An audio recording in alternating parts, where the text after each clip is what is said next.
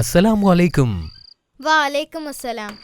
ഇന്ന് ഞാൻ ഇബ്രാഹിം നബിയുടെ കഥയാണ് പറയാൻ പോകുന്നത്. നീ തയ്യാറാണോ അമീർ? ബിസ്മില്ലാ.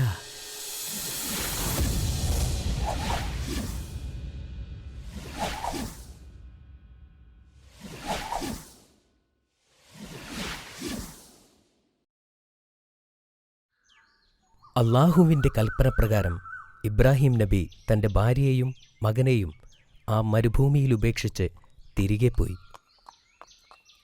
ഹാജറയുടെ കയ്യിൽ വെറും 2 ദിവസത്തേക്കുള്ള ഭക്ഷണം മാത്രമേ ഉണ്ടായിരുന്നുള്ളൂ. അതും കഴിഞ്ഞു. ഹാജറ ബാക്കിയുണ്ടായിരുന്ന വെള്ളം കുടിച്ചതിനാൽ അവരുടെ കുട്ടിക്ക് പാല് കൊടുക്കാൻ കഴിഞ്ഞു.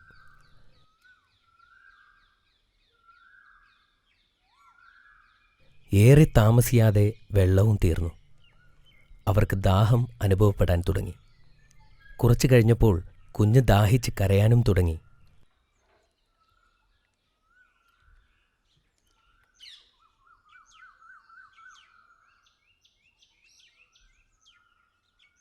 അവർ അടുത്തുള്ള മർവ പർവ്വതത്തിലേക്ക് ഓടിക്കയറി.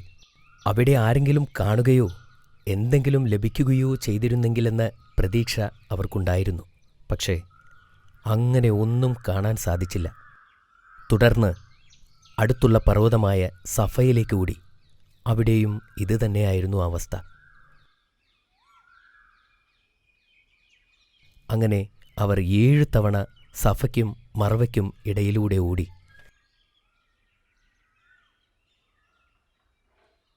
ഒടുവിൽ ഹാജറ അവശയായി. അവർ കുട്ടിയുടെ സമീപം വന്നിരുന്നു. അപ്പോൾ അവർ ഒരു ശബ്ദം കേട്ടു. അവർ അത് എന്താണെന്നറിയാൻ വേണ്ടി കാതോർത്തു നിന്നു. വീണ്ടും ആ ശബ്ദം കേട്ടപ്പോൾ അവർ ചോദിച്ചു, നിങ്ങൾ ആരാണെങ്കിലും അള്ളാഹു നിങ്ങളെ എനിക്ക് കേൾപ്പിച്ചു തന്നു. എന്നെ സഹായിക്കാൻ കഴിയുമോ?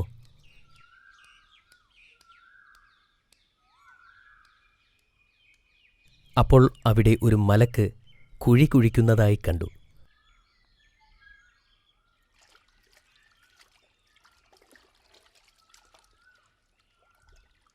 വെള്ളം കണ്ടപ്പോൾ ഹാജറ ഓടിച്ചെന്ന് അതിന് തടം കെട്ടാൻ തുടങ്ങി.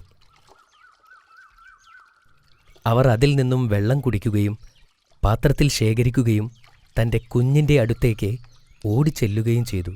ആ ഉറവ പൊട്ടിയ സ്ഥലം സംസം എന്നറിയപ്പെട്ടു. ഏതാനും ദിവസങ്ങൾക്ക് ശേഷം ചിലർ മക്കയിലൂടെ സഞ്ചരിക്കുകയായിരുന്നു. അപ്പോൾ പക്ഷികൾ മർവ പർവ്വതത്തിന് ചുറ്റും വട്ടമിട്ട് പറക്കുന്നതായി ശ്രദ്ധയിൽപ്പെട്ടു. അവിടെ വെള്ളം ഉണ്ടാകാനുള്ള സാധ്യതയുണ്ടെന്ന് അവർ മനസ്സിലാക്കി. അവർ മർവയിലേക്ക് നീങ്ങി. അവർ അവിടെ എത്തിയപ്പോൾ അവിടെ നിൽക്കുന്ന സ്ത്രീയെയും കുഞ്ഞിനെയും കണ്ട് അവർ അത്ഭുതപ്പെട്ടു. ഈ വെള്ളം ഉപയോഗിക്കാൻ അവർ ഹാജറയോട് അനുവാദം ചോദിച്ചു. അതുപോലെ ഒരുപാട് ആളുകൾ മർവയിലേക്ക് വരാൻ തുടങ്ങി. അവിടെ മനുഷ്യവാസം ആരംഭിച്ചു. ഇസ്മായിൽ നബി വളർന്നു വലുതായി. അദ്ദേഹം മർവ നിവാസികളുടെ അടുക്കൽ നിന്നും അറബി പഠിച്ചു. അദ്ദേഹം വളരെ നല്ല ബാലനായി വളർന്നു. അദ്ദേഹത്തിൻ്റെ നന്മകൾ കാരണം എല്ലാവരും അദ്ദേഹത്തെ ആദരിച്ചു. അദ്ദേഹം തൻ്റെ പിതാവിനെക്കുറിച്ച് ആലോചിക്കാറുണ്ടായിരുന്നു. ഒരു ദിവസം ഇബ്രാഹിം നബി തിരികെ വരുമെന്ന് അദ്ദേഹത്തിന് അറിയാമായിരുന്നു.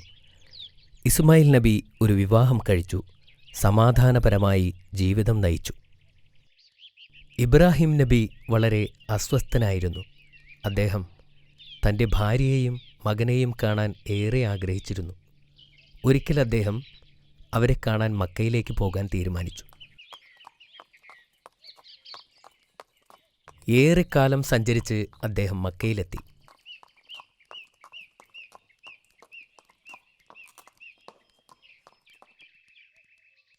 ഇബ്രാഹിം നബി എത്തുന്നതിന് മുമ്പ് തന്നെ ഹാജറ ബീവി വഫാത്തായിരുന്നു. അത് മക്ക നിവാസികളിൽ നിന്നും അദ്ദേഹം മനസ്സിലാക്കി. എന്നാൽ ഇസ്മായിൽ നബി ഇപ്പോഴും ജീവനോടെയുണ്ട് എന്ന് അദ്ദേഹം അറിഞ്ഞു. ഇത് കേട്ടതിൽ അദ്ദേഹം വളരെയധികം സന്തോഷിച്ചു. അൽഹംദുലില്ലാഹ് എന്ന് പറയുകയും ചെയ്തു.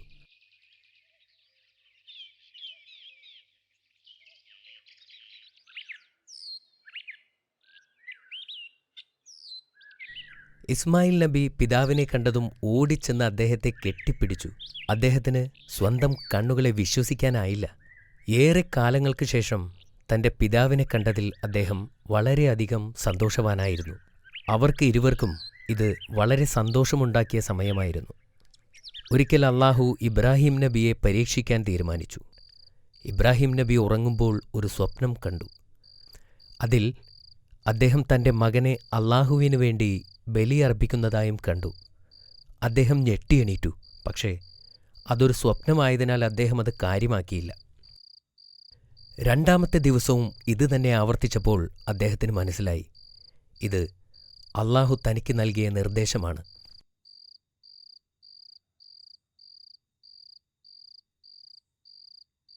ഇബ്രാഹിം നബി ഇസ്മായിൽ നബിയെ വിളിച്ചു.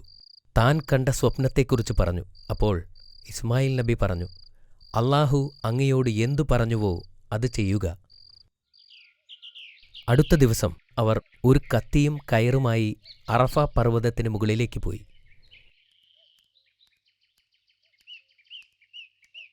പർവ്വതത്തിന് മുകളിലെത്തിയപ്പോൾ ഇസ്മായിൽ നബി തന്റെ കൈകാലുകൾ കെട്ടിയിടാൻ തന്റെ പിതാവിനോട് ആവശ്യപ്പെട്ടു. കാരണം അല്ലെങ്കിൽ ബലിയർപ്പിക്കാൻ ബുദ്ധിമുട്ടുണ്ടായേക്കാം. ഇബ്രാഹിം നബി അതനുസരിച്ചു. എന്നിട്ട് സ്വന്തം കണ്ണുകളും മൂടിക്കെട്ടി. തന്റെ മകന്റെ മരണം കാണാൻ ത്രാണിയില്ലാത്തതിനാലായിരുന്നു അത്. നബി തന്റെ കത്തി ഉയർത്തി. എന്നാൽ പെട്ടെന്ന് ആകാശത്തു നിന്നൊരു ശബ്ദം കേട്ടു. ഇസ്മായിൽ നബിക്ക് പകരം ദൈവം ഒരു ആടിനെ യാഗമർപ്പിക്കാൻ കൽപ്പിച്ചു. നബി വളരെയധികം സന്തോഷവാനായി. അല്ലാഹുവിന്റെ പരീക്ഷണം അവർ ജയിച്ചിരുന്നു. അവർ ആ ആടിനെ അറുത്ത് അതൊരു വലിയ ആഘോഷമാക്കി മാറ്റി.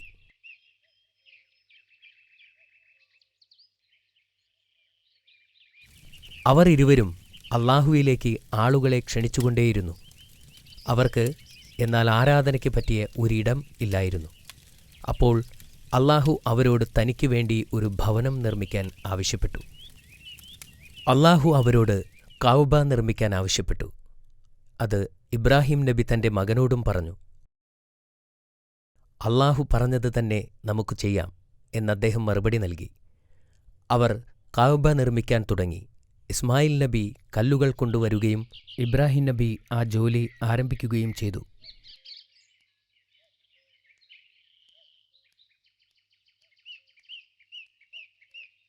ചുമരിന് ഉയരം കൂടിയപ്പോൾ ഇസ്മായിൽ നബി വലിയ കല്ലുകൾ ഇബ്രാഹിം നബിക്ക് വേണ്ടി കൊണ്ടുവന്ന് അദ്ദേഹം അതിന് മുകളിൽ കയറി നിന്ന് തന്റെ ജോലി പൂർത്തിയാക്കുകയും ചെയ്തു. അതിന്റെ മൂലക്കല്ല് സ്ഥാപിക്കാൻ ഇസ്മായിൽ നബിയോട് കല്ല് ശേഖരിക്കാനായി ആവശ്യപ്പെട്ടു. അദ്ദേഹം വളരെ ക്ഷീണിതനായിരുന്നു. എങ്കിലും കല്ല് ശേഖരിക്കാനായി പോയി. അന്നേരം മലക്കുകൾ ഇബ്രാഹിം നബിക്ക് സ്വർഗത്തിൽ നിന്നും ഇറക്കപ്പെട്ട കല്ല് കൊണ്ടുവന്ന് കൊടുത്തു.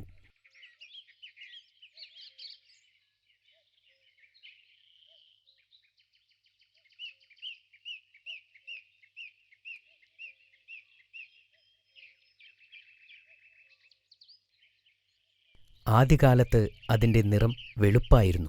പിന്നീട് ആളുകളുടെ പാപം കാരണം അത് കറുപ്പായി മാറപ്പെട്ടു. തിരികെ എത്തിയ ഇസ്മായിൽ നബി ആ കല്ല് കണ്ട് അത്ഭുതപ്പെട്ടു. അദ്ദേഹം ചോദിച്ചു, ആരാണ് ഈ കല്ല് കൊണ്ടുവന്നത്? ക്ഷീണം ബാധിക്കാത്ത ഒരാൾ കൊണ്ടുവന്നതാണ് എന്ന് ഇബ്രാഹിം നബി മറുപടി പറഞ്ഞു. അങ്ങനെ അവർ നിർമ്മാണം പൂർത്തിയാക്കി. അവർ ചെയ്ത ഈ കർമ്മം സ്വീകരിക്കാനായി അല്ലാഹുവിനോട് പ്രാർത്ഥിച്ചു. അല്ലാഹു അതിൽ വളരെ സംതൃപ്തനായിരുന്നു. എല്ലാവരോടും കഅബയിൽ വന്ന് തീർത്ഥാടനം ചെയ്യാൻ ആഹ്വാനം ചെയ്തു. അത് ഇബ്രാഹിം നബിയുടെ ജനത അനുസരിക്കുകയും ചെയ്തു.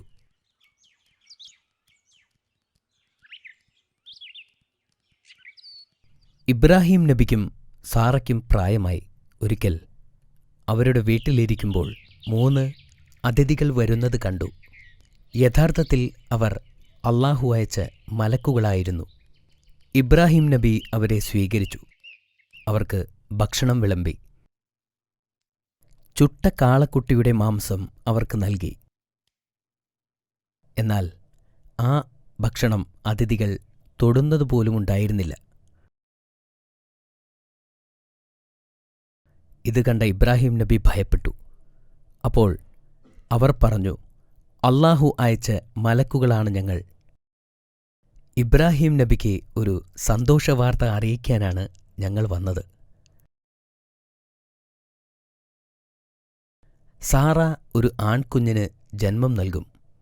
അവനെ നിങ്ങൾ ഇസ്ഹാക്ക് എന്ന് വിളിക്കണം. അവൻ ഭാവിയിൽ ഒരു പ്രവാചകനായിത്തീരും. അവർ പറഞ്ഞു. സാറ അത്ഭുതപ്പെട്ടു.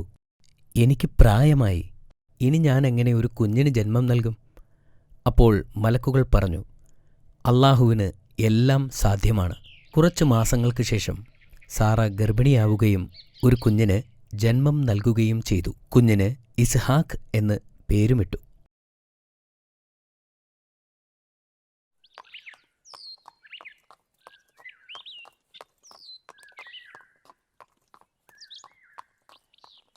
വർഷങ്ങൾക്കു ശേഷം ഇബ്രാഹിം നബി തന്റെ മകനെ കാണാൻ വേണ്ടി തിരികെ വന്നു. അദ്ദേഹം വീട്ടിലെത്തിയപ്പോൾ ഇസ്മായിൽ നബി വീട്ടിലില്ലായിരുന്നു. ഇസ്മായിൽ നബിയുടെ ഭാര്യ അവിടെ ഉണ്ടായിരുന്നു.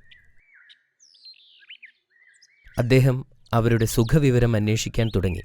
എന്നാൽ അവർ പരാതിക്കെട്ട് അദ്ദേഹത്തിന് മുമ്പിൽ അഴിച്ചുവച്ചു. ഇബ്രാഹിം നബിക്ക് മനസ്സിലായി, അല്ലാഹുവിൻ്റെ അനുഗ്രഹങ്ങൾ അവൾ ആലോചിക്കുന്നു പോലുമില്ലല്ലോ. ആ സ്ത്രീ തൻ്റെ മകന് പറ്റിയ ഭാര്യയല്ലെന്ന് അദ്ദേഹം മനസ്സിലാക്കി. അദ്ദേഹം തൻ്റെ മകന് മനസ്സിലാകുന്ന തരത്തിൽ ഒരു സന്ദേശം അവൾക്ക് നൽകി. ഇസ്മായിൽ നബി വരുമ്പോൾ അദ്ദേഹത്തോട് സലാം പറയാൻ അദ്ദേഹം ആവശ്യപ്പെട്ടു. ഈ ഗോപുരത്തിൻ്റെ പൂമുഖം മാറ്റുവാൻ നീ അവനോട് പറയണം എന്നദ്ദേഹം പറഞ്ഞു. ഇസ്മായിൽ നബി തിരിച്ചു വന്നപ്പോൾ അദ്ദേഹം കാര്യങ്ങൾ അന്വേഷിച്ചു. അവർ ഇബ്രാഹിം നബി പറഞ്ഞ കാര്യങ്ങൾ അദ്ദേഹത്തോട് പറഞ്ഞു.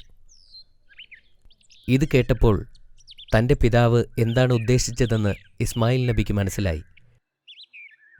അദ്ദേഹം അവളോട് പറഞ്ഞു, എൻ്റെ പിതാവ് എന്നോട് പറഞ്ഞത് നിനക്ക് വിവാഹമോചനം നൽകാനാണ്. ഇനി നിനക്ക് നിന്റെ വീട്ടിലേക്ക് പോകാം. അവർ അവരുടെ വീട്ടിലേക്ക് മടങ്ങി. ഇസ്മായിൽ നബി മറ്റൊരു വിവാഹം കഴിച്ചു. വർഷങ്ങൾക്ക് ശേഷം വീണ്ടും ഇബ്രാഹിം നബി മകനെ കാണാനായി വീട്ടിലേക്കെത്തി. അദ്ദേഹം എത്തിയപ്പോൾ ഇസ്മായിൽ നബി അവിടെ ഇല്ലായിരുന്നു. അദ്ദേഹം പുതിയ ഭാര്യയോട് അന്നത്തെ വിശേഷങ്ങൾ അന്വേഷിച്ചു. ആ സ്ത്രീയുടെ മറുപടിയിൽ നിന്നും അവർ നല്ലൊരു വനിതയാണെന്ന് അദ്ദേഹം മനസ്സിലാക്കി. ആ സ്ത്രീ എപ്പോഴും അല്ലാഹുവിനെ സ്തുതിക്കുമായിരുന്നു. ഇത് കണ്ട് ഇബ്രാഹിം നബി സന്തുഷ്ടനായി. അദ്ദേഹം ആ സ്ത്രീയോട് പറഞ്ഞു, ഭർത്താവ് വരുമ്പോൾ വീടിൻ്റെ ഉമ്മറം ഉറപ്പിച്ചു നിർത്താൻ പറയണം. ഈ രഹസ്യ സന്ദേശം നൽകി അദ്ദേഹം തിരിച്ചുപോയി. ഇസ്മായിൽ നബി വീട്ടിലെത്തിയപ്പോൾ ഭാര്യയോട് കാര്യങ്ങൾ അന്വേഷിച്ചു. അവർ കാര്യങ്ങൾ പറയുകയും ചെയ്തു. ഇത് കേട്ട് ഇസ്മായിൽ നബി പറഞ്ഞു, അദ്ദേഹം പറഞ്ഞ വീടിൻ്റെ ഉമ്മറം നീയാണ്. നിന്നെ എന്നേക്കും കൂടെ നിർത്താനാണ് അദ്ദേഹം എന്നോട് പറഞ്ഞത്. 175 വർഷക്കാലം ഇബ്രാഹിം നബി ജീവിച്ചു. അദ്ദേഹത്തിൻ്റെ ജീവിതകാലം മുഴുവനും പരീക്ഷണങ്ങളെ നേരിട്ടിരുന്നു. അല്ലാഹുവിൽ ഉറച്ചു വിശ്വസിച്ചിരുന്നു. ഇബ്രാഹിം നബി അദ്ദേഹത്തിൻ്റെ ജീവിതം കൊണ്ട് നമ്മെ പഠിപ്പിക്കുന്നത് അല്ലാഹുവിനെ അളവറ്റ് സ്നേഹിക്കാനാണ്. 25ഓളം പ്രവാചകന്മാർ ഉണ്ടായിട്ടും അല്ലാഹു മനുഷ്യത്വത്തിന് മാതൃകയായി 2 പേരെ മാത്രമേ ഖുർആനിൽ പറഞ്ഞിട്ടുള്ളൂ. അത് ഇബ്രാഹിം നബി അലൈഹിസ്സലാമും മുഹമ്മദ് നബി സ്വല്ലല്ലാഹു അലൈഹി വസല്ലമയുമാണ്. മാഷാ അല്ലാ, ഇത് വളരെ മനോഹരമായ കഥയായിരുന്നു. നിനക്ക് ഇബ്രാഹിം നബിയുടെ കഥ ഇഷ്ടപ്പെട്ടോ? തീർച്ചയായും ബാബ. ഞാൻ ഈ കഥയിൽ നിന്നും കുറച്ച് ചോദ്യം നിന്നോട് ചോദിക്കാം. നീ റെഡിയാണോ? ചോദിക്കട്ടെ? ചോദിക്കൂ. ഹാജറ റളിയല്ലാഹു അൻഹ ഓടിയ പർവ്വതങ്ങളുടെ പേരുകൾ എന്തൊക്കെയാണ്? അത് സഫ മർവ പർവ്വതങ്ങളാണ്. വഴിയാത്രക്കാർ പ്രവാചകന്റെ ഭാര്യയെയും കുട്ടിയെയും കണ്ടുപിടിച്ചതെങ്ങനെ? ഞാൻ നിനക്ക് കുറച്ച് ഓപ്ഷൻസ് തരാം. ഓപ്ഷൻ എ, മൃഗങ്ങൾ പർവ്വതത്തിലേക്ക് ഓടുന്നതായി അവർ കണ്ടു. ഓപ്ഷൻ ബി, മലയുടെ മുകളിൽ നിന്നും ഒഴുകുന്ന വെള്ളം അവർ കണ്ടു.